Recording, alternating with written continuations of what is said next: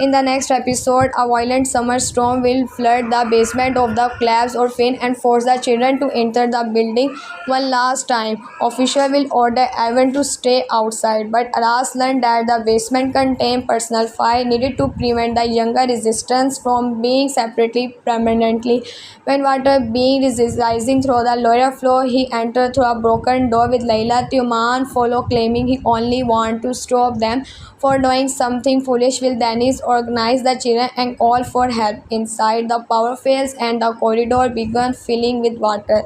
The rescue will become more than action sickness because will remind Aras of the year he spent waiting for them. He will find old drying letter and belonging left by children who were moved without warning. Layla urges him to save only what they can carry, but Aras refusing to abduct document containing the complete register. Tuman helping break it open, and together they move the files upstairs. In the deepest storage room, they discover a brick wall that looked newer than the rest of the basement. Behind it, a narrow hidden chamber containing a desk, an old radio, and stock of unopened mail. The room appeared to have been used by someone who secretly watched the orphan for years. A last mine report describing his deluded friendship and attempt to search for his brother. Someone had been mutating him since childhood. Tuman discovered similar report about himself, including road school incident and medical appointment. This proved the same person followed both boys while keeping them apart. A cassette recorder on the desk contained one remaining tab.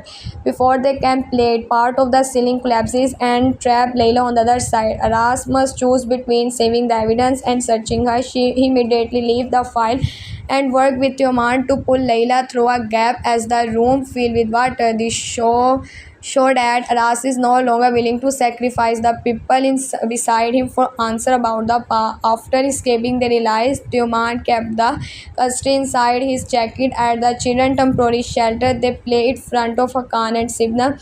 The voice belonged to a former director who say he was paid to report on both Akaya Boy, even though Aras never carried that surname. Sibna Dennis knowing the direction, but Hakan recognized the voice and admit the man worked for his father. The recording continued with a date and a warning that